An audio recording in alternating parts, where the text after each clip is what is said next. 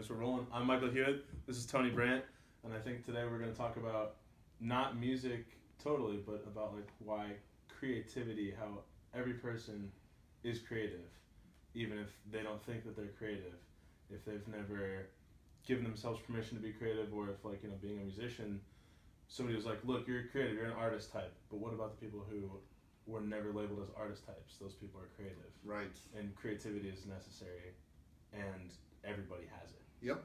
Okay, nailed it. Cool. First go. So where do we start? Like, how do we begin talking about creativity? How do we define creativity?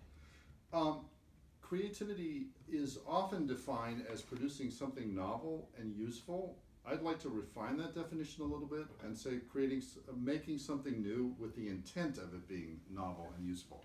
Because there's wonderful examples in history of things that were fantastically creative, but the people in that time did not think it was useful, and it was only 100 years later that people said, oh my gosh, that was awesome. Like famous works of art. Exactly.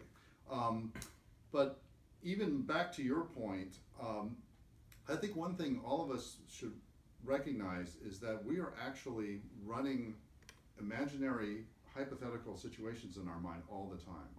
Every time we wonder, tomorrow if I show up late to the meeting, what's going to happen? Or I'm holding a surprise party, how is everybody going to behave? What's the right gift to give? If I give this gift, what will the reaction be? We're constantly imagining situations which are not yet real. And we put them together in a way so that they'll feel real and plausible, but they're actually totally hypothetical. And we're running that software all the time. And it's built into language. If I go to the party, I might have a good time. If the car salesman lowers the price, I'd buy the car, kind of thing. It's so routine to us, we don't realize that's the work of imagination. And so even right there, very tangibly, I think all of us can just say, yeah, of course, I'm always imagining, what happens if this, what happens if that. Beyond that, the brain really has two basic types of behavior. One is designed to be efficient and reliable and ensure a good outcome. And that's anything that's habituated or a skill, something like typing, where it's not about figuring out a new way to put your fingers on the keys. It's about doing it exactly the same way so you can be speedy and accurate. Muscle memory. Exactly. And what the brain does to accomplish that is it streamlines the neural networks. So it basically weakens the connections to some neurons and strengthens them to others. So I've heard an analogy of a piano teacher saying, like, practicing the piano is like starting with a leaky hose and eventually closing all the holes in the leak so that the water just flows straight through without a leak. And that's a great description of that kind of behavior. So that's the streamlining of those neurons. That's like the Gladwell thing of the 10,000 hours. It's like you do something for 10,000 hours. That movement is so efficient.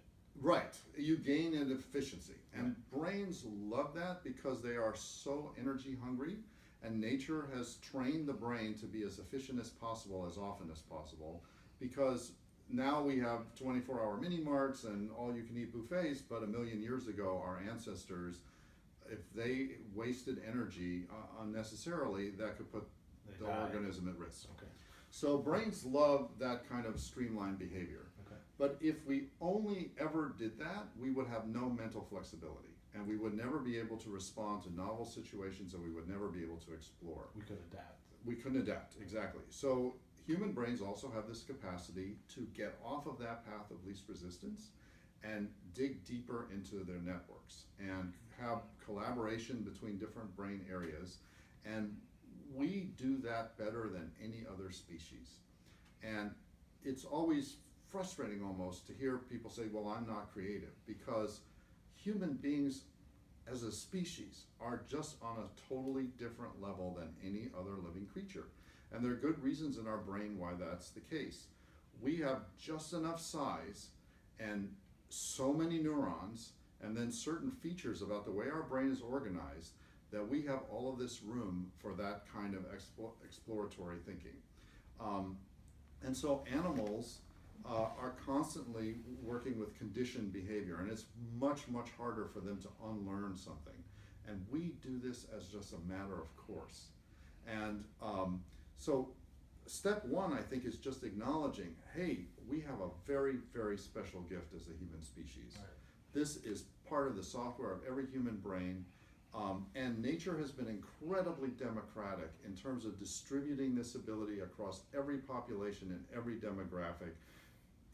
It is not a privilege, it is not a luxury, you get it. Everyone is created. It's part of the Macintosh of your brain. It just comes with built-in software. Okay. So then the next question is, so how do you access that? How do you allow yourself to say, well, that's a part of my behavior I'm going to enjoy?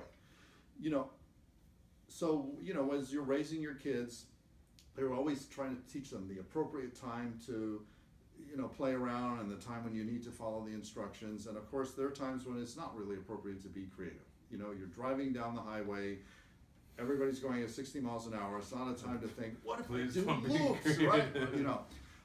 But then there are so many windows in life where surprising each other is exactly what we want to feel more connected and more alive and more alert. Because the danger with the other type of behavior is there's a phenomenon called repetition suppression, which is the more that the brain recognizes something as predictable, the less neural resources it will use and the more it will tune out. And that's, again, very efficient. So why waste my time paying attention to something that I know perfectly well what's going to happen? Mm-hmm. And so if everything that we did was like that, we would essentially be removed from life. We would not be alert, we would not be engaged. You wouldn't be in the present moment. You wouldn't be in the present moment, and it's very hard to have personal relationships like that. I mean, if we were constantly tuning each other out, there's no social bonding. Right. And so on a very elemental level, as also the most social species on the planet, we count on being able to surprise each other in order to maintain connection and stay in the present moment, exactly like you said. Right. So it's absolutely, we depend on creativity almost more than we depend on anything else in our behavior. We're not the fastest creature on the planet, we are not the strongest, we are not the scariest, but we are the most imaginative. And everything that we love about life was really created by an effort of millions of people over multiple generations to invent this incredible habitat for ourselves. And all of us are contributing to that in various different ways. So already what we know, even just from that, like we just accept that as true. Like I have to believe that. It makes perfect sense to me. Is that we are a totally cooperative species. Like we're designed for cooperation. Right. And we all have tremendous imaginations, and we all have tremendous creativity. Yes. Okay, that's cool. And one of the proofs of that is that children all over the world play creatively. And together. And together, yeah. And the creative and the together actually are part and parcel of the same thing. Mm-hmm. I mean, one of the things that I think is often under-recognized is if you look carefully at history, almost no one created something, buried it in their backyard, and didn't care if anybody else ever saw it. There might be a couple of isolated examples of it, but basically the reason you create something is as a social act to share with other people. It is part of community building.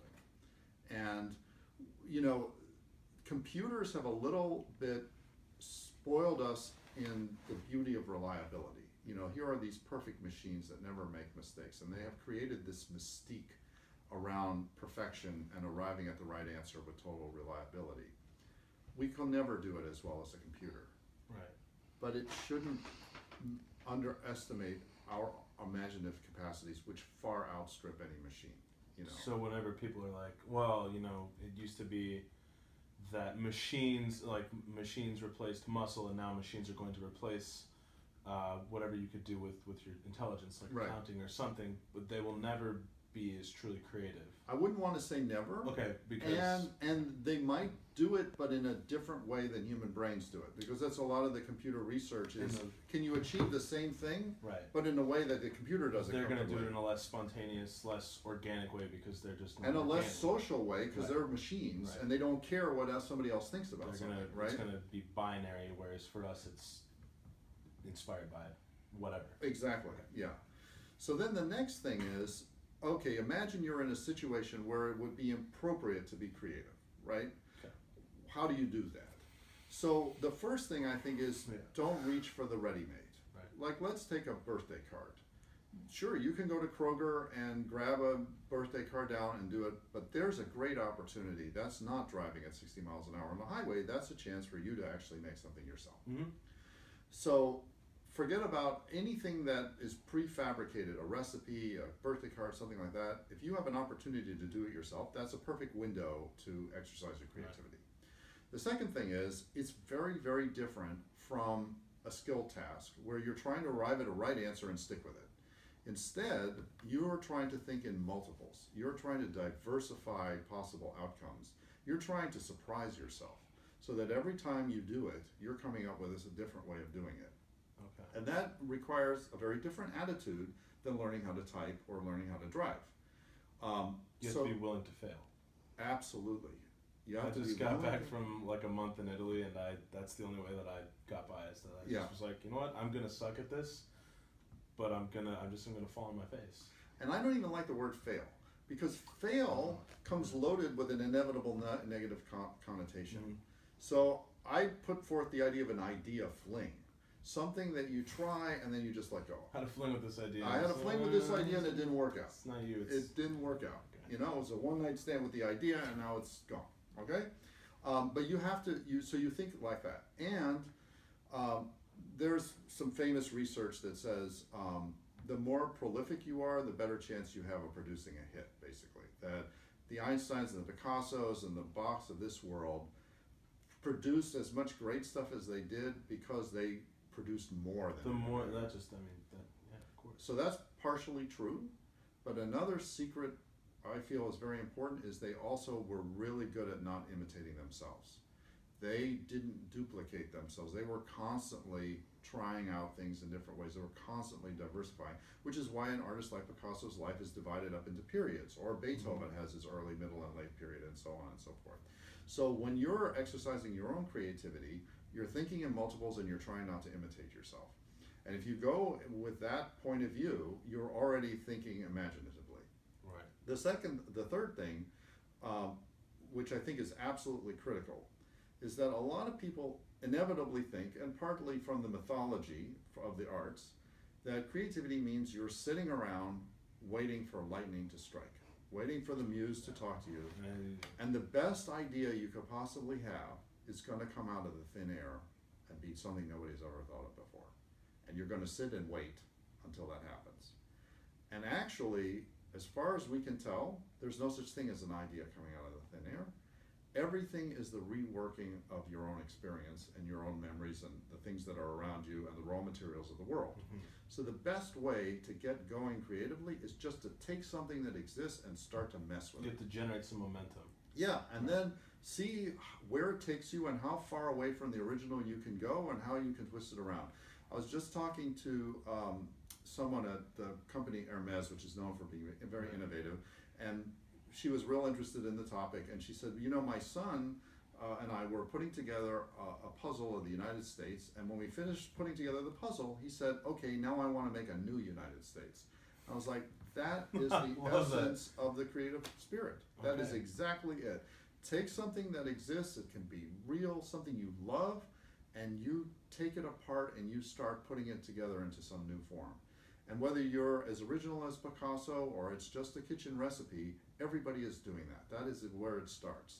And so I think there's a stigma that's often associated with acknowledging that I had a source, you know. Right. This story I often talk about is Stravinsky denied his whole life that the folk tunes in The Rite of Spring were based on real folk tunes.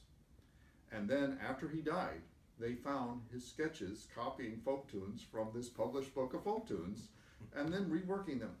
The point is, no one had ever done with folk tunes what Stravinsky did with The Rite of Spring. It's awesome. Who cares that it came from real folk tunes?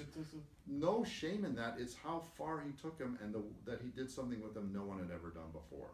So the creative challenge, the basic creative challenge, is surprise the world by taking something that exists and doing something with it that nobody's ever done before. Because now it's something totally, in this case, it's something that's totally new, but we still recognize it as a folk tune, like it's still got that folk quality. Exactly. So we hear, that sounds like something that I know, but it's so different. He's reworked it so strongly that it's like, what is it? Yeah. If there's one constant in all the research in creativity, it's this U-shaped curve where on one side things are too predictable, they're too ordinary, they're too familiar, and on the other extreme they're so novel nobody even understands what it means. And somewhere in the middle is this sweet spot where you've introduced just enough freshness that people go, whoa, but not so much that they become confused and bewildered. The thing about that sweet spot, though, is there's no mathematical formula to arrive at it, and you have to experiment, and you have to be prepared for your idea flings, which go either too far in one direction or too far in the other direction. But then some people are like, oh, great. And every creative person is trying to feel out that border of where is that perfect spot between the novelty and the familiarity. You know, I'll say that Beethoven, as fantastically adventurous as he was, never wrote a piece where he asked the players to play out of tune, never wrote a piece where they didn't have a pulse, never wrote a piece where there were silences in strange places. That kind of music was being written at another part of the world at exactly the same time that Beethoven was alive. But it was too far away from his own tradition. He wasn't trying to go so far to the end of the U. He was still trying to find that sweet spot.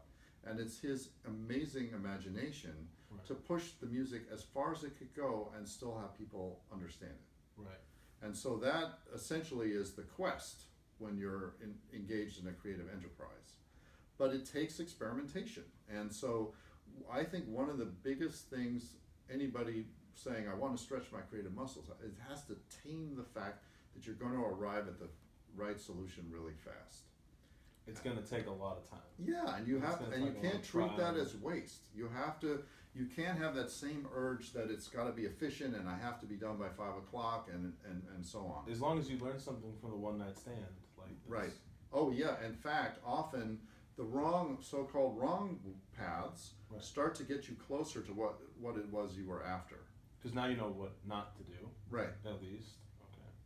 Okay. And again, I think. Okay, so another thesis that I have, a lot of the original brain research was all about brain regions. Right. And that was natural because they had no machinery to look inside of the brain. And so someone would have a stroke or they would have an accident and they would lose the ability to talk or to recognize faces. And they would say, okay, they got hit on the head over here, that must be the place where visual imagery is stored and such and so forth. And so we've inherited this very brain mapped view of the brain. But in the last 5 or 10 years, it's pretty clear that the brain is all about collaboration and networking. And that the idea that it's these separate regions that, like in a mall, you know, there's the shoe store over there and that's not really very accurate. There's this incredible amount of interchange and collaboration going on. Another big revelation is that it used to be thought that basically when you're an adult, your brain turns to cement and nothing changes. Right. And that all that then happens is the cement gradually wears away as you get older and the number of neurons die off and they can't be replaced. Right. So that's turned out to be totally untrue. Thank you. Our brains are enormously plastic and they're changing all the time. I think. Have you read that book, The Brain That Trains Itself? No. It talks about that. It's like how stroke victims or other victims like were able to rewire themselves. Yes. Exactly. And you're an elderly person who had a stroke, and yet your brain rewires the language part so you can regain speech. Exactly. I think creativity and neuroplasticity go right hand in hand. I think that one of the great things about creativity is you are rewiring your brain in real time. You are maintaining its plasticity. And so when people want motivation for why should I take the time, why should this be part of my life? I think there's a direct correlation between neuroplasticity and brain health. So my colleague David Eagleman has shown that you can delay the onset of Alzheimer's by doing novel tasks, exploring new places to visit, meeting new people, in other words, having fresh experiences, and anything that maintains that flexibility in your mind is going to so it's like keep you young. Live life, live longer, and like live better. Yeah. That's incredible. So that's one of the things that when I was just, considering this, I like to figure out, okay, if I'm going to do something, how can I do it the most, like to the highest degree, like how can I just increase my skill level at that. So I guess, okay, enjoy, like, be always present, like we talked about in the present moment. That's going to help my, my neuroplasticity and my creativity. But what are like some, so like as musicians, I always, for some reason, I have in my head, if I'm a chess player or a linguist, or like if I play the piano, my creativity, my neuroplasticity is going to be more malleable, more consistent. Is that true? Like, what are some things that like my little brother could do, who's not, he works, he's a salesman, like what can he do to increase his neuroplasticity, to increase his creativity? I think find the windows where it's appropriate to be creative. I mean, there's certain times in your job where that just isn't going to work, So find the places where it's appropriate and then dive right in and do it, right. And a lot of people will say, but I'm scared and I'm afraid and what will people think? So I would say if at first you're feeling anxious about it, you don't have to show it to anybody. Just right. do it for yourself at first. Keep doing it until you come up with something where you feel like, well, actually I do want to show this to somebody. Have a bunch of little one night stands. Yeah, exactly. And it could be pottery, it could be cooking, it could be decorating your room. I mean, there's so many what I think we totally underestimate is how much creativity is just part of our daily life. We call it by all sorts of different names, but if we took it away and made everything just about skills and predictability, we wouldn't recognize our world anymore. Right. It wouldn't look at all the same. It would look a little bit more like North Korea, which doesn't feel like the healthiest place to live. I would agree with you there. Yeah. It sounds like it's not a whole lot of fun. And so I think one of the things that often holds people back is they don't realize how far down the road they already are. And that you're so creative, like people are so creative and they just have no idea that they're being creative. Yeah, because they, again, the arts have one kind of mystique. The sciences have another kind of mystique. Making up a recipe for a dinner seems like something else. And I think it's all interconnected. It's all a reflection of a basic underlying spirit. And all you have to do is say, well, wait a second, that's awesome. Yeah. I'm running that software in my brain. Fine. Let's go and do it some more. Okay, so if people, and I guess when I was thinking about creativity like this and like this new way of thinking about it, I'm comparing it to musicianship and to athleticism. So, some people are some people more creative than others. Like you just have a higher baseline of capacity for creativity. You are more, it's more natural for you. Like, some people sit down at the piano, they play it. Are there Mozarts of creativity? Are there Kobe Bryants of creativity? Or is it just that, somebody like Kobe Bryant, he just practices a whole lot more. He practices his athleticism a whole lot more than I do. So if I shot a basketball as many times as he did, would I be at his level? Or is he just so gifted that I could never aspire to that, realistically? So that's a great question. And I don't think anybody knows the answer, but I think that the answer that it's all preordained is wrong. Ooh. I think Mozart absolutely was born with phenomenal talent, but he's also rare among child prodigies in terms of growing up and maintaining, in fact, actually increasing right. his level.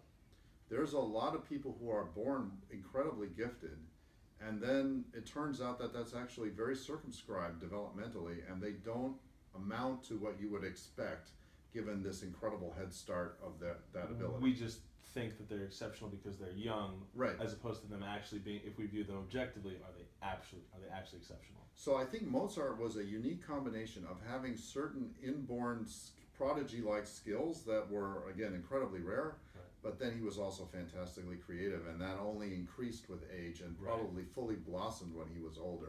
Right. But, Mozart, even among the spectrum of great creators, he's a little bit of an outlier. I don't think Beethoven was exactly like that. Right. And I think that too often the greats serve the wrong purpose in our lives. I think that they intimidate people when they should be inspiring them.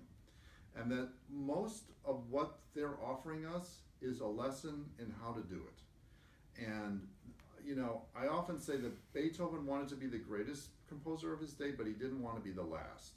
And sure, his name is in the center of every concert hall, and it says it in big letters, and it's there as a, and he is staggeringly awesome. But it should be an awesome that is saying these are the tools of creativity. This is how you take something and mess with it and come up with something interesting. Do it yourself. This is what I'm here to remind you that you are capable of. If one man can do it, so can another. We wouldn't love Beethoven if we weren't Beethovens ourselves. Ooh, otherwise, what would it matter to us? So some guy is ranting on and on about a piano playing with an orchestra. It's the fact that we identify ourselves with his manner of thinking and developing his ideas that makes it important to us. And if we didn't have the capacity to think like Beethoven, his music would not touch us in the way that it does. Wow. That's incredible. So in other words, like these, well, I guess that's not a Mac, but like a Mac, like something so creative like Apple speaks to us because yes, it's an incredible product, but because on the, I guess the deepest level, the most human level, it's because we see that this is a product of another person's brain. Yeah. It's like our creativity, dormant though it might be, recognizes that this other person's there, creativity, and like that's where if we were ever worried about machines replacing our creativity, that's where they would fail, is on this. Exactly. That's what enables us to respond to it and be excited by it and be inspired by it. And I think we often underestimate the incredible inherent creativity of the general population by focusing so much on these outstanding people without a complete picture of what made them who they are. And, for instance, it's out in the literature that very often highly creative people don't necessarily have the highest IQ. And I question the whole IQ business, but for instance, the physicist Richard Feynman, who is among the most famous physicists of the 20th century, is the person who in the Challenger disaster figured out that it was the O-ring that had frozen that caused the disaster and demonstrated in front of Congress. He only had an IQ of like 120, which isn't extraordinary. Great. But they will say that if you have too high of an IQ, then you're too connected to facts, and you're not actually as aggressive in messing with them. That's a theory. Because you might, theory Sure. being like you might see too many possibilities, you might be too timid, you might be afraid to jump. It's more a little bit like being a prodigy, in that you are so adept at the skills, you don't take the same license to then transform the material. Okay. And so, Richard Feynman was slightly above average intelligence, but he was incredibly adventurous in his thinking. And who knows where that came from, whether it was his parents giving him certain kind of toys and shutting off the TV, or just encouraging him to ask questions rather than always having the answers, right. Kind of thing. So I really would never want to ever say that you could look at someone's DNA and say, okay, that person should be taking the arts and this person don't do it, right. kind of thing. I think we should give a lot more effort into exposure for everybody before we start saying that actually there's certain people who are just naturally gifted and they're born that way. And I think that telling somebody the way that if we go all the way back to like what it's like in school, yeah, I think I've benefited tremendously because when I was in like 3rd or 4th grade, somebody was like, he's creative, right? He likes to do this thing, like he's just one of those kids, and so because of that, like I've never been afraid to ask questions. And right. I went to Montessori school, so I've always been like, hey, you guys are all trying to like draw this one shape, what about this shape or something, not afraid to be like that. But I think that if there were more people like that, or if there were more people that were given that kind of permission, yes, we could be in a very different space. Instead of trying to identify the creative people, it should be we're trying to encourage the creative in every child. Because I think that now that I've like really taken this creativity, or I guess taken that permission that I was given, and it's really gotten me a whole lot. Right. And I've embraced it, but I think that now I've learned how to think more, and I've learned just how to. I'm no longer thinking like this is just music. Now it's like I look at music through like this lens that I apply to the whole world. Right. So whereas I was told, I was like, I am bad at math and science. But now that I've learned how to think and embrace this, looking through this lens, now I would really like to go back and try, like, okay, that's cool. Well, let me start at the beginning. Could I be a mathematician? Could I be a scientist? Could I be creative in that way? Yeah, like Richard Feynman at one point he was asked to evaluate the California math textbooks, and he was actually appalled. He said, "This is not real math, because it's all focused on learning one method that guarantees you get to the right answer. And the method is more important than the answer. If you master the method, it doesn't even matter what the answer is, the method guarantees you'll get the right answer." He said, well, the way math should be taught is that you try to come up with as many possible ways to come up with the right answer. And it matters that the answer be right, but it's that you come up with as many ways. He said everything he ever accomplished in physics was as a result that he never ran into a dead end. If he tried to solve a problem one way and it didn't work, he figured out another way to solve the problem. All you in know? love, war, and creativity. And that's where what you're saying would enable you to go back to the math and think about it in a creative way, in the way that I think Richard Feynman is encouraging. It's just getting to that destination, like getting to that end result is more important than are you doing the way that everybody wants you to do it. Yeah, I mean, we become driven by efficiency, you know, and that's not the only solution to all of our issues in life, you know. And I would say you can't sustain lifelong relationships without being creative. You can't keep people, married couples can't stay interested in each other if you're not surprising each other all the time. Right. That's one of the great things about raising kids. They're constantly changing and developing, and you have to be thinking flexibly about it and all of that. I mean, there's so many benefits to having that as part of your way of relating to the world that it just seems a no-brainer to me that that is something that we should all just take on as a wonderful part of who we are. Just being creative and looking at life. Yeah, and being willing to be constantly surprised by life. If we're constantly surprised by life, then it's like there's creativity everywhere. Absolutely. And we count, I mean, look, we don't want to surprise ourselves. Where are the keys to the house, right? There's things. I locked them in the car. Yeah. There are things, you know, it's not that everything has to be tossed up in the air, but there's got to be enough to stay in the present. Otherwise, we do zone out and we don't care and we're not attentive. And you know, again, I think we're all naturals at it. That's what I would emphasize more than anything else. And that often what's happened is somewhere in the childhood, somebody has shut it down. Either because for your career you're going to have to do X, Y, and Z and put all the other side, or because, you know, your little sister is better at that than you, so we're going to, you know, all those reasons that people shut others down. And we just need to get over that and realize that you can cultivate it, you can learn it, you can practice it. It's not foreign, it's not strange. You're actually running that software all the time. You're just not recognizing it for what it is. That is amazing. My mind is blown. My mind is blown. Because this is a surprising conversation. Because we're creative people. And that's who we are. Okay, it's been real. I don't know how to end one of these.